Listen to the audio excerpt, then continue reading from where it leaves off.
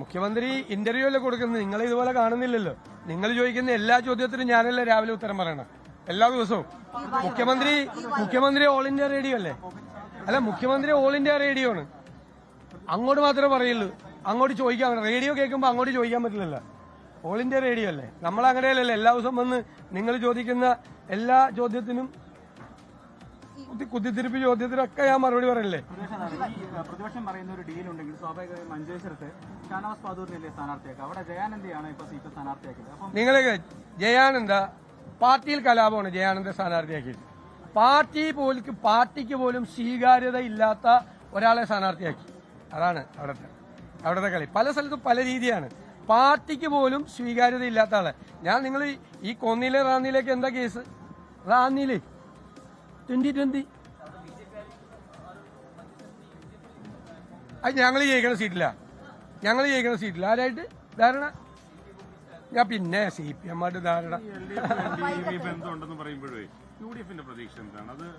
ഞങ്ങൾ 100+.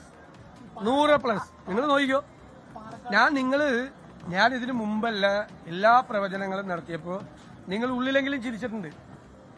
20,000-നും 25,000-നും വോട്ടിടയിലാണ് തൃക്കാക്കരയിൽ പറഞ്ഞത്. 25,000 വോട്ട് കിട്ടിയ നിങ്ങളുണ്ടായല്ലോ ചോദിക്കാൻ. കിട്ടിയ വിസ്മയകരമായ ഭൂരിപക്ഷം പുതുപ്പള്ളി പറഞ്ഞു. അപ്പൊ നിങ്ങൾ അവസാനത്തെ ദിവസം ചോദിച്ചു എന്താ വിസ്മയം? ഞാൻ ഉമ്മൻചാണ്ടിക്ക് കിട്ടിയ ഏറ്റവും വലിയ ഭൂരിപക്ഷം 33,000 ഇത് 35-ന് മീതെ പോകുമെന്ന് പറഞ്ഞു. 37 കിട്ടിയ പുതുപ്പള്ളിയിൽ.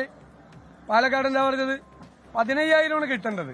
പക്ഷെ CPM ഒരുപാട് വൃത്തികേടുകൾ കാണിച്ചുകൊണ്ട് 15,000-ന് മീതെ പോകുമെന്ന് പറഞ്ഞു. പറഞ്ഞ കേൾക്ക്. അല്ല, മുഴുവൻ കേക്ക്. ചോദിച്ചാൽ മാത്രം പോരല്ല, കേൾക്കണ്ടേ? അത് 18 എത്തി. ആണോ? 7% വോട്ടിന്റെ ഭൂരിപക്ഷത്തിൽ ജയിക്കുമെന്ന് പറഞ്ഞു നിലമ്പൂര്. പറഞ്ഞോ? 7% വെച്ചാൽ 12,000 വോട്ടാ. 11,000 ജില്ലാണ് വോട്ടിന് ജയിച്ചു. ശരിയാണല്ലോ. 17 മുതൽ 19 വരെ സീറ്റ് കിട്ടാൻ സാധ്യതയുണ്ടെന്ന് പറഞ്ഞു പാർലമെന്റിൽ. നിങ്ങൾ ഇതൊക്കെ നോക്കിക്കോ. ഇതൊക്കെ പറഞ്ഞേക്കണേ. നേരത്തെ 18 കിട്ടി. ലോക്കൽ ബോഡി ഇലക്ഷനിൽ നിങ്ങളോട് പറഞ്ഞു 4 കോർപ്പറേഷൻ ഉറപ്പാന്ന് പറഞ്ഞു. കിട്ടിയോ? 4 കോർപ്പറേഷൻ. 7 ജില്ലാ പഞ്ചായത്ത് ഉറപ്പാണ്. ചിലപ്പോൾ 8-9 കിട്ടുമെന്ന് പറഞ്ഞു. ശരിയാണ്. 8ാമത്തത് കാസർഗോഡ് 1 സീറ്റിന് പോയി. 9ാമത്തെ തിരുവനന്തപുരം 2 സീറ്റിന് പോയി. 55% ഗ്രാമപഞ്ചായത്ത് കിട്ടുമെന്ന് പറഞ്ഞു. 59 കിട്ടി. 60% മുനിസിപ്പാലിറ്റി കിട്ടുമെന്ന് പറഞ്ഞു. 64 കിട്ടി. അതൊക്കെ ഒന്ന് എടുത്ത് നോക്ക്. അതുപോലെ തന്നെയാണ് പറയുന്നത് 100-ൽ കൂടുതൽ സീറ്റ് കിട്ടും.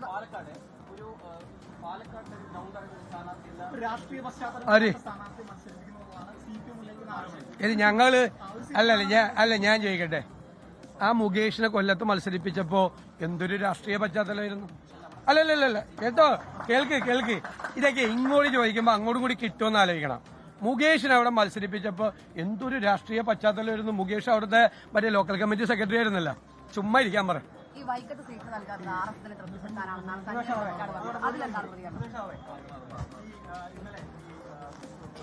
പ്രതിപക്ഷ നേതാവ് വി ഡി സതീശൻ പത്രികാ സമർപ്പണത്തിന് ശേഷം മാധ്യമങ്ങളോട് പ്രതികരിക്കുകയായിരുന്നു. പ്രധാനമായും ഡീൽ ആരോപണവുമായി ബന്ധപ്പെട്ടാണ് അദ്ദേഹത്തിന്റെ ഭാഗത്തുനിന്ന് പ്രതികരണം ഉണ്ടായത്. CPM-ഉം BJP-യും തമ്മിലാണ് ഡീൽ ഉള്ളത് എന്നുള്ള ആ വലിയ ആരോപണമാണ് ഇപ്പോൾ അദ്ദേഹം ഉന്നയിക്കുന്നത്. പ്രത്യേകിച്ച് മണ്ഡലങ്ങൾ എടുത്തു പറഞ്ഞുകൊണ്ടാണ് അദ്ദേഹം ആ ആരോപണം ഉന്നയിക്കുന്നത്. NDA നിർത്തിയിരിക്കുന്നത് 2020-യാണ്. പ്രത്യേകിച്ച് ശബരിമല പോലെ ഏറെ രാഷ്ട്രീയ പ്രാധാന്യമുള്ള ഏറെ ഈ കാലിക പ്രസക്തമായ കാര്യങ്ങൾ നടക്കുന്ന ഒരിടത്ത് ഇതിന് മറുപടി നൽകിയത്. അപ്പൊ പത്തനംതിട്ടയിൽ തന്നെ റാന്നിയിലും കൂന്നിയിലും ഡീലുണ്ടെന്ന് പറയുന്നു. അതോടൊപ്പം തന്നെ നേരത്തെ പാലക്കാട് മാത്രമാണ് പറഞ്ഞിരുന്നതെങ്കിൽ കാസർഗോഡ് പിന്നീട് പറയുകയുണ്ടായി. മഞ്ചേശ്വരം പറയുന്നു. പിന്നെ തൃശ്ശൂരിൽ ഇതിന് മുൻപുണ്ടായ ഡീലിനെ കുറിച്ച് പറയുന്നു. അങ്ങനെ രൂക്ഷമായ ഭാഷയിൽ തന്നെ മുഖ്യമന്ത്രിക്ക് മറുപടി നൽകുകയാണ് പ്രതിപക്ഷ നേതാവ് വി ഡി സതീശൻ. ശ്രീജിത്ത് ചേരുന്നുണ്ട് വീണ്ടും നമുക്കൊപ്പം.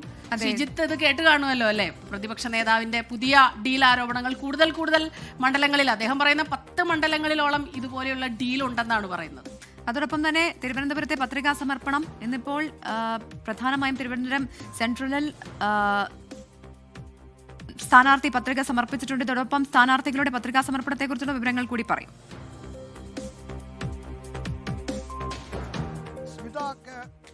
വി ഡി സതീശൻ സംസ്ഥാനത്തെ 10 മണ്ഡലങ്ങളിൽ CPM BJP ഡീലുണ്ടെന്ന ആരോപണം നേരത്തെ മുന്നോട്ട് വെച്ചിരുന്നു. ആ ആരോപണത്തിൽ 10 മണ്ഡലങ്ങൾ ഏതൊക്കെയാണെന്ന മാധ്യമപ്രവർത്തകരുടെ ചോദ്യത്തിന് മറുപടിയായാണ് അദ്ദേഹം ഈ പാലക്കാടിന് പിന്നാലെ മറ്റു മണ്ഡലങ്ങളുടെ പേര് കൂടി പറഞ്ഞത്. മഞ്ചേശ്വരം, കാസർഗോഡ്, കോന്നി, റാന്നി അടക്കമുള്ള ഏറ്റുമാനൂർ അടക്കമുള്ള മണ്ഡലങ്ങളിലെ സ്ഥാനാർത്ഥികളുടെ കാര്യത്തിൽ ഇപ്പോൾ തന്നെ കോൺഗ്രസ് ആരോപണം ഉന്നയിക്കുന്നുണ്ട്. 2020 മത്സരിക്കുന്ന പല മണ്ഡലങ്ങളിലെയും സ്ഥാനാർത്ഥികൾ തീർത്തും ദുർബലരാണ് എന്ന ആക്ഷേപം കോൺഗ്രസും UDF നേരത്തെ തന്നെ മുന്നോട്ട് വെച്ചിരുന്നു. ഇവിടെ ഏറ്റവും പ്രധാനപ്പെട്ട പ്രശ്നമായി വി ഡി സതീശൻ ചൂണ്ടിക്കാണിക്കുന്ന വിഷയം റാന്നിയിലെ സ്ഥാനാർത്ഥിയാണ്. റാന്നിയിലെ സ്ഥാനാർത്ഥിയെ സംബന്ധിച്ച് നിരവധി ആക്ഷേപങ്ങളുണ്ട്. മാത്രമല്ല അദ്ദേഹം ശബരിമല സ്വർണ്ണക്കൊള്ള ഒരു വിഷയമേ അല്ല എന്ന് പ്രതികരിച്ചത്. പിന്നീട് അദ്ദേഹത്തെ ആറന്മുളയിലെ NDA സ്ഥാനാർത്ഥിയായ കുമ്മനം രാജശേഖരൻ പരസ്യമായി തിരുത്തുകയും മറ്റും ചെയ്തുവെങ്കിലും ശബരിമല സ്വർണ്ണക്കൊള്ള ശബരിമല അടങ്ങുന്ന റാന്നിയിൽ ഒരു വിഷയമേ അല്ല എന്ന അദ്ദേഹത്തിൻ്റെ പ്രസ്താവനയൊക്കെ വലിയ തോതിൽ ചർച്ചയായിട്ടുണ്ട്. എങ്കിലും മുഖ്യമന്ത്രി CPM BJP ഡീൽ നിഷേധിച്ച് രംഗത്ത് വന്ന സാഹചര്യത്തിലാണ് സതീശൻ ഇപ്പോൾ കൂടുതൽ മണ്ഡലങ്ങളുടെയും മറ്റും പേരുകൾ നിരത്തിക്കൊണ്ട് ആരോപണങ്ങളുമായി രംഗത്ത് വന്നിരിക്കുന്നത്. കോൺഗ്രസിനെ പരാജയപ്പെടുത്താൻ, ഭരണത്തിൽ നിന്ന് അകറ്റി നിർത്താൻ ആസൂത്രിതമായ ശ്രമം, ആ ഒരു ധാരണ CPIM-നും BJP-ക്കും ഇടയിലുണ്ട് എന്ന് ആവർത്തിച്ച് ചൂണ്ടിക്കാണിക്കാനാണ് കോൺഗ്രസ് നേതാക്കൾ ശ്രമിക്കുന്നത്. അത് പ്രചരണ രംഗത്ത് ഒരു വലിയ വിഷയമായി മാറിയിരിക്കുകയാണ്. നാമനിർദ്ദേശ പത്രിക സമർപ്പിക്കുന്നതിലെ വിഷയത്തിലേക്ക് വന്നാൽ ഇന്ന് നാമനിർദ്ദേശ പത്രിക സമർപ്പിക്കാനുള്ള അവസാന ദിവസമാണ്. 3 മണി വരെ മാത്രമേ ഇന്ന് പത്രിക സമർപ്പിക്കാൻ കഴിയുകയുള്ളൂ. അതുകൊണ്ട് തിരുവനന്തപുരത്തെ ഏതാണ്ട് എല്ലാ മണ്ഡലങ്ങളിലും സ്ഥാനാർത്ഥികളുടെ നാമനിർദ്ദേശ പത്രിക സമർപ്പണം പൂർത്തിയായാണ്. തിരുവനന്തപുരം സെൻട്രൽ മണ്ഡലത്തിൽ നടൻ സുധീർ കരമന, ഒപ്പം തന്നെ BJP-യുടെ സ്ഥാനാർത്ഥി കരമന ജയൻ തുടങ്ങിയവർ പത്രിക സമർപ്പിച്ചു കഴിഞ്ഞു. ഒപ്പം തന്നെ നെടുമങ്ങാട് മണ്ഡലത്തിൽ മന്ത്രി GR അനിൽ, UDF സ്ഥാനാർത്ഥി മീനാങ്കൽ കുമാർ പത്രിക സമർപ്പിച്ചു കഴിഞ്ഞു. നെയ്യാറ്റിൻകരയിൽ N ശക്തനും ഒപ്പം തന്നെ പാറശാലയിൽ നെയ്യാറ്റിൻകര സനലും ഒക്കെ തന്നെ പത്രിക സമർപ്പണം നടത്തി കഴിഞ്ഞു. അങ്ങനെ പത്രികാ സമർപ്പണം വളരെ തകൃതിയായി നടക്കുന്നു. 3 മണി വരെ മാത്രമേ പത്രിക സമർപ്പിക്കാൻ സ്ഥാനാർത്ഥികൾക്ക് കഴിയൂ. ലോകത്തെവിടെയായാലും ഏത് സമയത്തും 24 വാർത്തകളും ഓഗ്മെന്റഡ് റിയാലിറ്റി പാക്കേജുകളും എക്സ്പ്ലെയിനറുകളും വിശദമായി കാണാൻ ഞങ്ങളുടെ YouTube ചാനൽ നിങ്ങൾക്ക് സബ്സ്ക്രൈബ് ചെയ്യാം.